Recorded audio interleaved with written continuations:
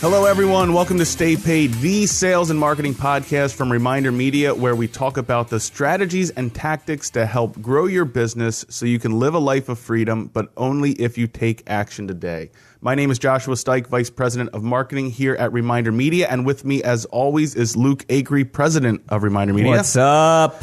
And today, we just mentioned this on our live, but for the podcast listeners, we are live on Facebook for the first time. So if you're listening to this podcast in our feed or on our site, make sure to check out ReminderMedia on Facebook for future live notifications. And I don't know why, it feels like more pressure. A little bit more pressure. We're live, even though, you know, we really kind of do it in one take no matter what. We don't really do splicing and editing. But for some reason, when you're live, it's like, oh my goodness, there's more pressure right now. We can't mess up. Yep. So today we're going to be talking about how to create a unique selling proposition for your business. So I thought it'd be kind of cool just to get your take and your perspective, Luke, out of the gate, what you consider to be, what is a unique selling proposition in your mind? Yeah, so, you know, I think what comes to my heart just like right away is that this is the thing that differentiates you versus your competition. So as you look to, you know, what you bring to the table for your clients, what is the thing that separates you, your product, your service versus the competition, particularly from a benefit standpoint? Meaning, like when you look at your client, your potential client that you're trying to gain, your unique value proposition should really share with them what you bring to the table that someone else doesn't. Yeah. Because that should be the thing that translates into helping you obviously earn that person as a client and then ultimately retain them because they want to go back for that thing over and over again because they trust it. It's unique to you. It's what you specialize in. So that's what comes to my mind. Now, there's a great Wikipedia is, I think, how I got through college. And I was looking up. That looked pretty close to the Wikipedia definition. Yeah, I was impressed. I have to admit, I was impressed by this definition, this overview little thing here on Wikipedia when I was going through a bunch of them this morning, because a lot of people have different takes and there's different thoughts on your value proposition and stuff. So there's no magic bullet. But just reading this, it goes, a value proposition is a statement which identifies clear, measurable, and demonstrable benefits consumers get when buying a particular product or service. It should convince consumers that this product or service is better than the others on the market.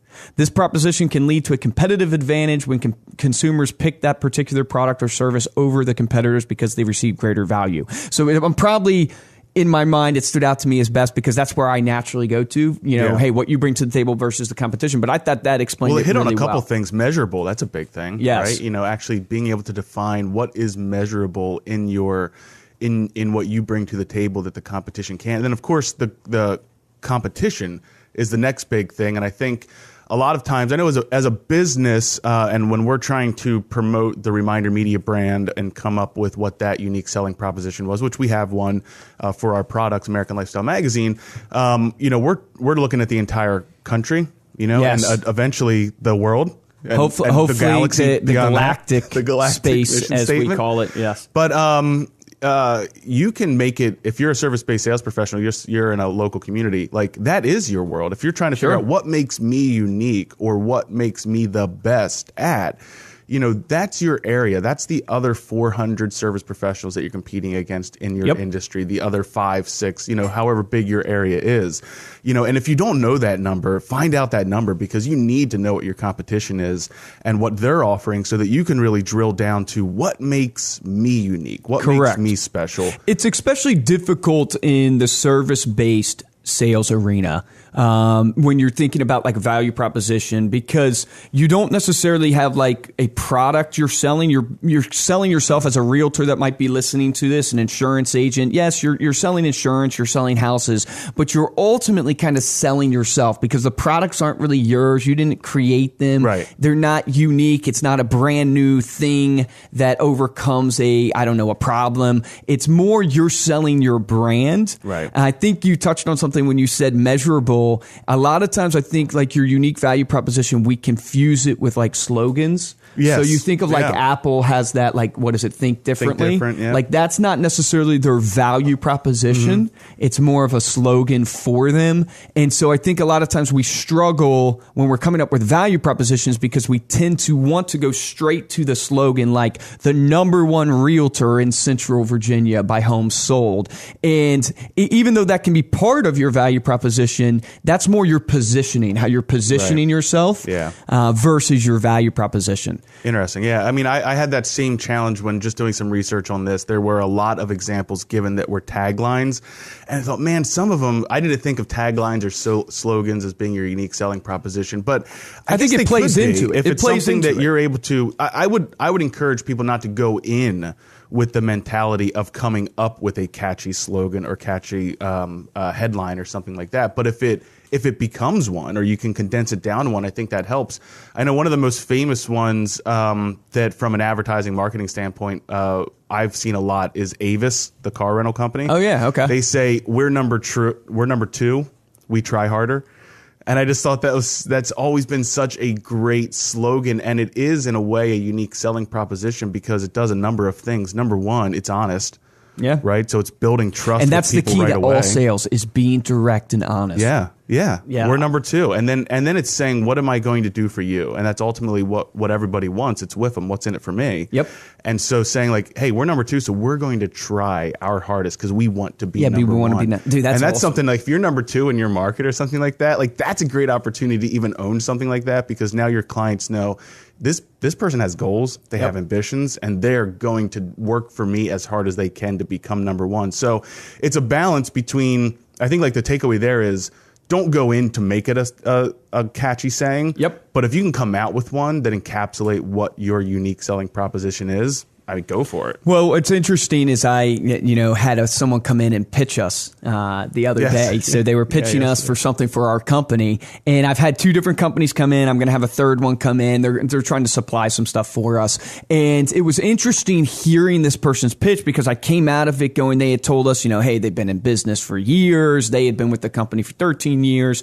They're, a $1 billion organization across the globe. So they were throwing out all these things. And what kept resonating in my mind is that I don't care. I don't care. Like I'm literally the prospect across the table. They're sharing all their kind of credentials, for lack of a better word. Like they're sharing stuff that I think, believe is their unique value proposition. But it wasn't resonating with me. It wasn't connecting with me because it wasn't speaking to what is in it for me, the benefit for me, and then why they're different from the competition. So if they would have come in and said, basically, here is what we can bring to the table for you, X, Y, Z, and here is why it's better than everything else that is out there because it drives, this, and this, that would have resonated with me so much more than saying, we've been in business for, 100 years, and I've been with the company 13 years, and the company is $1 billion, and we have this. It just, that didn't resonate with me, whereas if they would have come in and said, we're unique because we can solve this pain for you, and we do it better because of this system, or we do it better because of this idea, whatever it is, that would have resonated so much more. Well, you even made the point that I know salespeople have in general is we have all the information today. The consumer we don't need to rely on a sales person to give us information. Yep. You go into every sale knowing all of your options. So it's exactly what you're saying. Get right to that point. Why are you unique? Yeah. Why are you different? Why are you unique? One way that you can do that is to step back and put yourself in your customer's shoes. Yes. Right? Get out of your daily operations, scrutinize what your customers really want, and start thinking about if you were to use your own services, what would stand out to you? What would really resonate with you and your needs? And think about how your story can fit into that. Yes. And I pull up HubSpot here. I'm actually taking an Instagram picture right now for everybody who's wondering what I'm doing and here in the podcast. And I'm super distractible. So. Yes, exactly. But I pulled up HubSpot. They have a great kind of method. They have 3 steps, basically. First step is kind of what you're touching on, which is identify customer benefits. So make a list of all the benefits your product offers to the customer. Yeah. It's like kind of, if you're looking, hey, how do I actually create a unique value proposition? What are the benefits that your product offers to customers? And, you know, when you think of like, I think of like my brother in real estate, what he would try to come up with us, you know, we're going, hey, look, we're going to produce referrals for you. We're going to produce repeat transactions for you. We're going to produce better, stronger relationships for you through our products. For Steven, you know, my brother, it might be the benefits of your product that offers to the customer that, hey, look, I can take the pain of the paperwork away or the problems with the contracts that you might face in selling a home. I'm going to sell it faster. So the time on the market's going to be shorter. I'm going to get you 95% of list price. Maybe that's one of the benefits that he gets for customers. So making a list. Step 2 was link benefits to value offering. Right. So identify what value your products bring to the customers. And so for us, like it's like our shelf life, like our benefit, which results in the customer benefit of referral and repeat transactions. The way we get there is because our product is so high quality, it gets past the trash can. It actually lives in the home, which then leads to that referral and repeat business. And then the last step was differentiate and position yourself. So make it clear who your target customer is, what you offer to them, and how you are different. This is where we've struggled, I think, because we've been so heavy real estate that a lot of our stuff has always spoken and been aimed and geared in the positioning to real estate, but we've really tried to pull back and go, no. We're helping service-based sales professionals. Yeah, 140 different industries. Correct. You know, have used our product. So how you position who your target customer is going to affect how you lay out that unique value proposition. So apply this to like a real estate agent. Are you going, like, what do you sell? Do you sell luxury homes? Do you sell, medium or millennials? Yeah. What is your niche? Your niche is basically what you're looking for. Another way to do this, we just recorded an Above the Noise on this the other day. So if you're not checking us out on YouTube, go to youtube.com/ReminderMedia. We have Above the Noise videos that go out every week. He's a great looking guy on that YouTube channel. Luke does all of them, but occasionally a couple other people. So I did one the other day on SWOT analysis. So this is an exercise that you can actually go through, tried and true method of finding your business strategy, but it can also help lead you to your unique selling proposition. So it's going through your strengths, right? Listing out all of the strengths that you have, listing out all of your weaknesses. And the goal here for the weaknesses is to be brutally honest with yourself. Make sure that you're not trying to hide anything from yourself. Nobody else is going to see this sheet of paper. Be honest with what your weaknesses are. On the lower half, so it's kind of a grid, strength and weaknesses are on the top. Those are things that are internal to you. Opportunities and threats then are on the bottom of the grid. These are things that are external that you don't really have any control over. This is the environment. This is the market. This is your geography. What are the opportunities that are available for your business? What are the threats that might be threatening your business? And start to match those things together to figure out from your strengths, where can you focus that doesn't rely on your weaknesses, that offsets your threats and maximizes your opportunities. And from that alone, you may come up with a few things that you can say, okay, these are 3 options that I have. How do I really drill down now and want to craft one or combine them to make my unique selling proposition? Yeah, and think about it like as a real estate agent or as a service-based sales professional, because it's your brand that matters. It's like, what is it that you love? Right. So the passion. The passion. Yeah. Like, so is it the people? Because a lot of realtors I talk to, they got into the business because they love the people.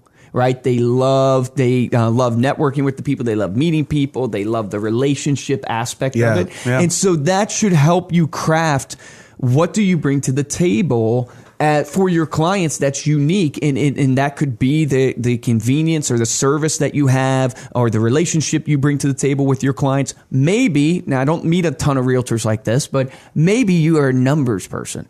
Maybe you understand the market better than anybody else. And you can display this in the way you do, maybe the way you craft your CMAs. I don't know what it is, but you can, what is it that you are just unbelievably good at and obsessed over? I love that because it doesn't fall into the traditional, like, okay, how do I position myself as the best salesperson or the person that can sell your home the fastest? Yeah, because good luck doing that. It's really positioned. I love numbers. I understand all of the market fluctuation. I I have these spreadsheets. And if that's your niche, now you're kind of looking for people that relate to that connect to that really are looking for someone who speaks their language. And then you can start to tailor your own audience and your own target and who you're trying to attract as a client, because that fits your niche. If you're able to meet those people, instead of trying to go as wide as possible, really try and go as deep into what your ideal customer looks like and how to service them the best to be unique and to stand out and to really help them with their own situation. Because when you focus in on what your passion is and what you love, that transcends somehow. I don't know. I guess it's authenticity and how we connect with other human beings. But it transcends better than any sales pitch. Yeah. Better than any slogan. They see it. It's authentic across your whole brand. It's authentic across your marketing, to your listing presentation, to your slogans, because you've honed in on what you love. Yeah. And what you can also see if you're struggling to go, I don't really know what I love. Look at your achievements. What are your achievements? What are you most proud of? Maybe it's not awards. Maybe you don't have 5-star Realtor awards or whatever yet. But maybe, what are the achievements? When you look back on your life, what is it that you mark and go, man, that's something I'm super proud of. That's something I want to share with people, and I want people to remember me by. This is what I've achieved, because that's going to help you refine down to really where you tend to go. Yeah. Right. Another exercise you can do, and I love this one because it's from a series of books that I've read a dozen times by Marty Neumeier, and it's the second book in the series called Zag. And what his whole pitch is, the market is cluttered. You're no longer, your competition is not your competition. It's clutter. Right. So when everybody else is zigging, how are you zagging? Right.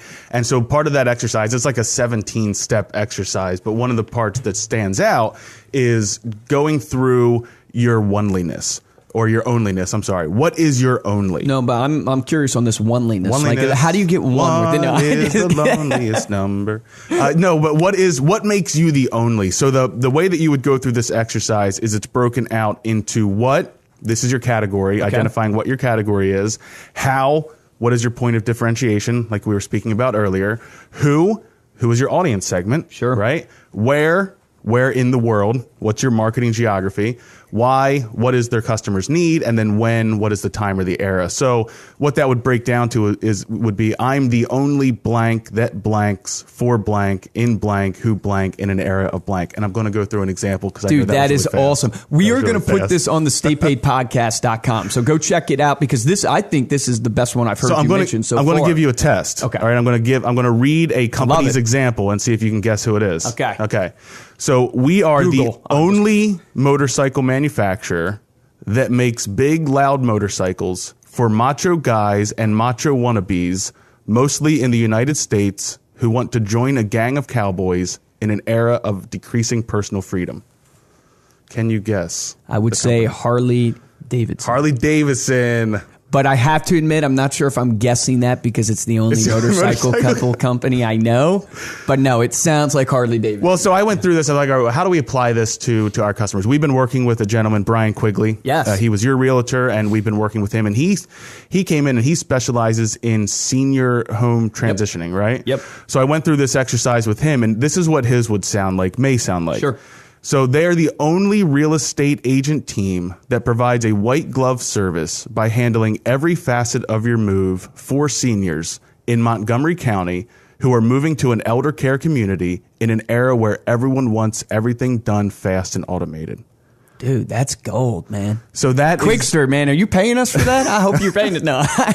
But what it does is it really forces you more. Now, obviously, you're not going to put that on a tagline. Sure, yeah. It's not easily memorizable, I guess, or that's not really a word. But it gets you closer to saying, okay, what am I doing? I am handling every single piece of need for elder citizens that are transitioning from a home where they've lived on their own possibly to a community where, they need to receive care or they'll be part of a bigger community. And so they do the organizing, they do the decluttering, they do, it really is a white glove service from beginning to end. One of the things they say is we don't just slap a for sale sign on your lawn and walk away. Yeah. Right. They really focus on, and then they know their audience. Yep. It's seniors. They know exactly who they're going to go after now and who they're going to market to.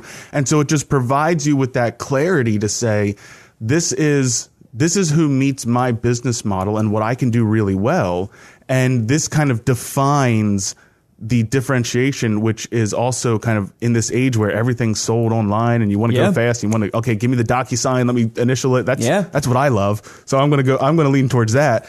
But, older citizens, they like that, having their hand held, being able to explain everything in person. And that's what they focus on. It's interesting because, when I look at kind of their value proposition and what they're bringing to the table, how critical it is that they know their audience. It is, yeah. And I think rare to see that. Yeah, a huge mistake. And it's a temptation we're facing in our business right now. Is Josh and I are trying to go through this process of what is it, the story brand process, basically developing your story brand. Just because as we grow and things change and the industry changes and our clients get more and bigger and we have more opportunities, you struggle because you almost want to go after everything. Yes. You want, we almost want to be everything to everybody at every time. And you can't do that. And we're facing roadblocks in our own company because we've maybe gone down too many roads trying to be everything to everybody. And I think, the temptation, it doesn't matter if you're in real estate, doesn't matter if you're insurance or if you're a marketing company like us, the realtor's temptation is I want to work with everybody. I want to sell any home that comes to me instead of going, you know what? It's okay to turn away a client. Yeah. Because that's not who I go after. Now, I'm not saying turn down great business, but the point being Brian Quigley won't turn down a buyer or a lister. Correct. He just knows who he's going after. Yes, he knows what his focus is for his systems, for what he's going to build now in his marketing. This unique value proposition now can dictate to him, how does his marketing play out? How does he do his prospecting? How does he put together his pitch for his listing presentation? All that. And then if he gets something else that comes in, he's appreciative of it and he'll take it. But that helps him focus, and focus, as Tony Robbins would say, is the key to business. You got to have focus. And then that goes into the action. So now that you've gone through some of these exercises, anything that we've mentioned here, guys, Google it and it's going to give you a template. We're going to include these templates in our show notes for the podcast as well. But now that you have it, what are you going to do with it? So the first thing that we would recommend is make sure you add your unique selling proposition to your branding. Make it prominent, make it the lead on your website, put it on all your social media channels, put it on your print marketing. Make sure that when people see your name and your photo, that they associate that selling proposition with you. So I have facts. Value proposition is one of the most important conversion factors. The number one thing visitors should see on your page.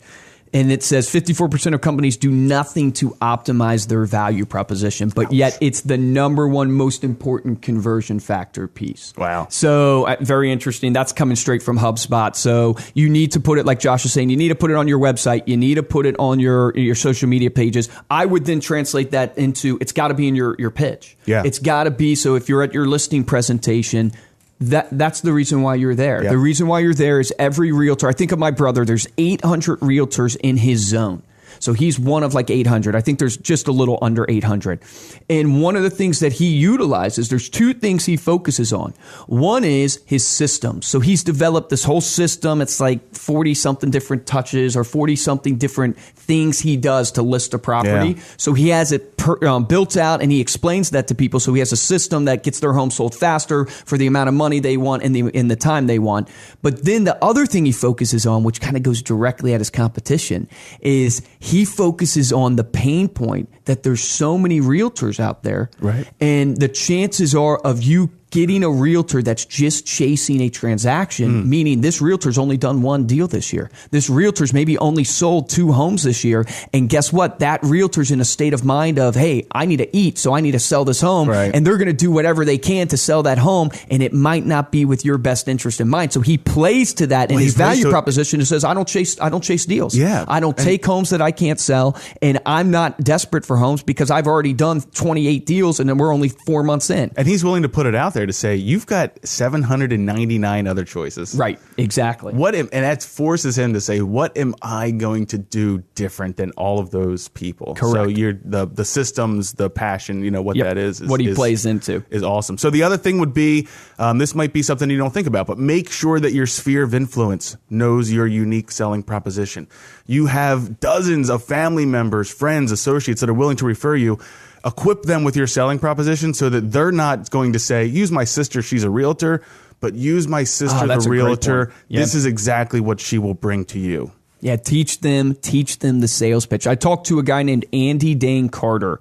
Awesome realtor out in California. This guy's a beast.